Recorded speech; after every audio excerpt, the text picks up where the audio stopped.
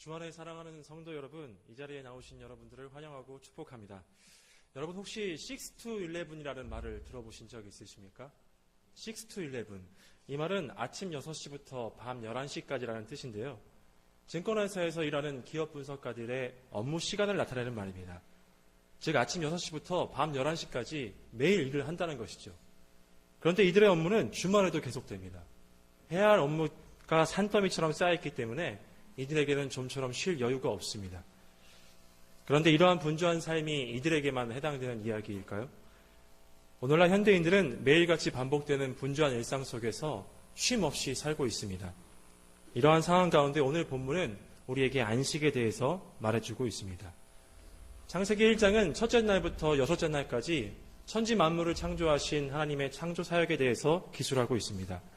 그리고 나서 오늘 본문인 2장 1절에서 천지 만물이 다 이루어지니라 라고 하면서 하나님의 창조 사역이 모두 완료되었다고 선포합니다.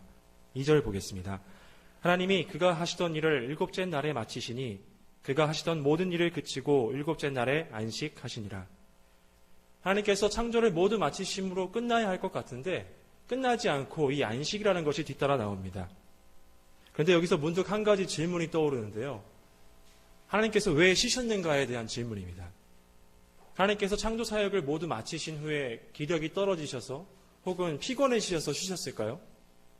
아무리 생각해도 이상합니다. 왜냐하면 우리 하나님께서는 전능하시고 무한하신 분이시기 때문에 그분께서 피곤해지셔서 쉬셨다는 것이 잘 이해가 되지 않기 때문입니다. 왜 쉬셨을까요? 여러분은 주위에서 부모가 자녀에게 존댓말을 쓰는 경우를 종종 보실 때가 있을 것입니다. 부모는 자녀에게 존댓말을 쓸 필요가 없죠. 그런데 왜 부모들이 자녀에게 존댓말을 쓰는 걸까요?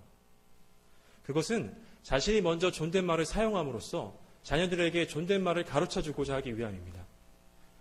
안식하실 필요가 없으신 하나님께서 안식하신 이유는 자녀들인 우리들에게 안식할 것을 가르쳐주고자 하셨기 때문인 것입니다. 하나님께서 안식을 직접 행하여 보여주심으로 우리에게 본을 보이신 것입니다. 하나님께서는 첫째 날부터 여섯째 날까지 일하셨습니다. 그리고 일곱째 날에 안식하셨습니다. 6일 동안 일하시고 7일째 하루를 쉬신 것이죠. 일주일에 하루를 쉬는 것, 이것은 쉼없이 살 수 없는 유한한 우리 인간을 위해서 하나님께서 창조해 주신 창조의 질서인 것입니다. 그런데 현대인들은 이 창조의 질서를 제대로 행하면서 살고 있는 것 같지 않습니다. 지난 8월에 발표한 OECD 국가의 평균 노동일수에 따르면 한국의 1인당 평균 노동일수는 258일로 OECD 회원국 평균보다 38일이 더 많았습니다. 한국인들이 다른 나라 사람들에 비해서 무려 한 달 이상을 더 일하면서 살고 있는 것이죠. 일례로 택배기사분들은 하루 평균 13시간씩 일을 하시지만 쉬는 시간은 고작 15분에 불과하다고 합니다. 이러한 현상은 결코 바람직한 현상이 아닙니다. 여러분, 쉬는 것은 시간을 낭비하는 것이 아닙니다. 우리는 쉼을 통해서 평안을 얻을 수 있고 자기 자신을 되돌아볼 수 있으며 재충전하여서 다시 힘차게 일할 수 있습니다. 따라서 아무리 바쁘다고 할지라도 하고 있던 모든 일을 그치고 일주일 중에 하루를 쉬어야 합니다. 이것은 우리가 지키고 따라야 할 창조의 질서이며 하나님께서 직접 행하여 보여주신 질서인 것입니다. 이러한 창조의 질서를 따름으로 쉼을 통해서 새 힘을 얻고 말씀대로 살아가는 이들에게 주시는 은혜와 복을 누리시는 모든 성도님들 되시길 소망합니다. 3절 보겠습니다. 하나님이 그 일곱째 날을 복되게 하사 거룩하게 하셨으니 이는 하나님이 그 창조하시며 만드시던 모든 일을 마치시고 그날에 안식하셨습니다. 하나님께서 안식하신 두 번째 이유는 그날을 복되게 하시고 거룩하게 하시기 위함이었습니다. 여러분은 성경에서 아니면 찬양에서 거룩이라는 단어를 많이 들어보셨을 것입니다. 거룩이라는 단어는 성경 전체에서 구별하다 혹은 구분하다라는 뜻으로 사용됩니다. 예를 들어서 거룩한 백성이라고 할 때 이 거룩한이라는 형용사는 다른 것들로부터 구별된 이라는 뜻으로 사용됩니다. 따라서 거룩한 백성이란 다른 모든 민족과 열방들 가운데 특별하게 구별된 백성이라는 뜻이죠. 이러한 의미를 염두에 두고 오늘 본문을 보면 하나님께서 그 일곱째 날을 거룩하게 하셨다는 것은 첫째 날부터 일곱째 날까지 7일 중에서 이 일곱째 날을 특별히 구별하셨다라고 해석할 수 있는 것입니다. 현재 우리는 구약의 일곱째 날이 아니라 예수님께서 구원을 완성하신 날, 즉 안식일 다음 날인 주일을 주님의 날로 구별하여 지키고 있습니다.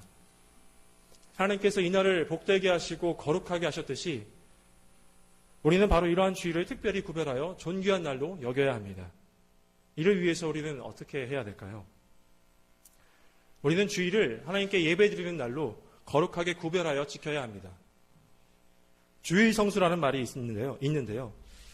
주일을 하나님께 예배드리는 날로 거룩하게 지켜야 된다는 뜻에서 나온 말입니다. 그리스도인들은 주일의 모든 것 그리고 모든 일로부터 자유로울 수 있어야 됩니다. 경우에 따라서 성도님들 가운데 주일을 지키는 것이 어려운 분들이 있을 줄 압니다. 하지만 주일을 지키는 것을 결코 포기해서는 안 됩니다. 중요한 것은 마음가짐이라고 생각합니다. 환경에 쉽게 타협하지 않겠다라는 그런 마음가짐을 가지고 주일을 존귀한 날로 여기고 주일을 온전히 지키기 위해서 몸부림칠 때 하나님께서 그 환경을 열어주시고 크고 넘치는 은혜를 부어주실 것을 믿으시기 바랍니다. 지금까지 하나님께서 안식하신 두 가지 이유에 대해서 말씀드렸는데요. 이 두 가지를 통해서 하나님께서 최종적으로 알려주고자 하신 것이 있습니다. 그것은 바로 그날을 기억하여 거룩하게 지키라는 것입니다. 하나님께서는 천지 만물을 창조하시고 이스라엘을 구원한 신이가 바로 자신이라는 것을 사람들이 기억하길 바라셨습니다. 그래서 안식일을 지정하셨고 그날을 기억하는 날로 삼으셨습니다. 만약 안식일이 없었다면 우리 사람들이 하나님을 기억할 수 있었을까요? 우리가 마음으로도 매일 십자가를 묵상하길 원하지만 일에 치여 삶에 치여 살다가 주일에 가까이 가서야 아차하는 것처럼 하나님께서 따로 한 날을 지정해 두지 않으셨다면 사람들은 하나님의 창조와 구원을 기억하지 못한 채 살아갈 것입니다. 앞서 주일에는 평안한 쉼을 가져야 된다고 말씀드렸는데요. 이날은 단순히 쉬기만 하는 날이 아닙니다. 이날은 하나님의 창조와 구원을 기억하며 감사함으로 하나님께 온전하게 예배를 드리는 날입니다. 우리는 예배를 드림으로 하나님을 기억하며 감사할 수 있습니다. 제 머릿속에서 쉽게 지워지지 않는 성경 속 장면이 있는데요. 그것은 죄를 지은 한 여인이 향유 담은 옥합을 가지고 예수님 곁에 서서 눈물로 그 발을 적시고 자기 머리털을 닦고 그 발에 입 맞추고 향유를 붓는 장면입니다. 죄를 지은 여인은 예수님께 받은 은혜로 가득 차 있었습니다. 그 여인은 그 받은 은혜를 기억하고 있었고 그 은혜에 감사함으로 예수님께 나아갔습니다. 여러분, 예배를 드리는 우리의 자세를 한번 되돌아보기를 원합니다. 죄로 인해 죽을 수밖에 없는 나를 대신해 십자가 고통 당하신 예수님, 그 예수님께 받은 은혜를 기억하며 감사함으로 예배를 드리고 계신지요? 저 여인의 모습처럼 예수님을 기억하며 감사함으로 온전하게 예배 드리시는 여러분 되시길 주님의 이름으로 소원합니다. 말씀을 맺겠습니다. 오늘날 우리는 현대사회의 분주함에 휩쓸려 쉼없이 살고 있습니다. 분주함은 우리로 하여금 하나님을 기억하지 못하게 만듭니다. 하지만 이러한 상황 속에서도 우리는 하나님께서 직접 행하여 보여주신 안식을 통해서 평안한 쉼을 가질 수 있게 되었고 주일을 거룩하게 구별하여 하나님께 예배드릴 수 있게 되었습니다.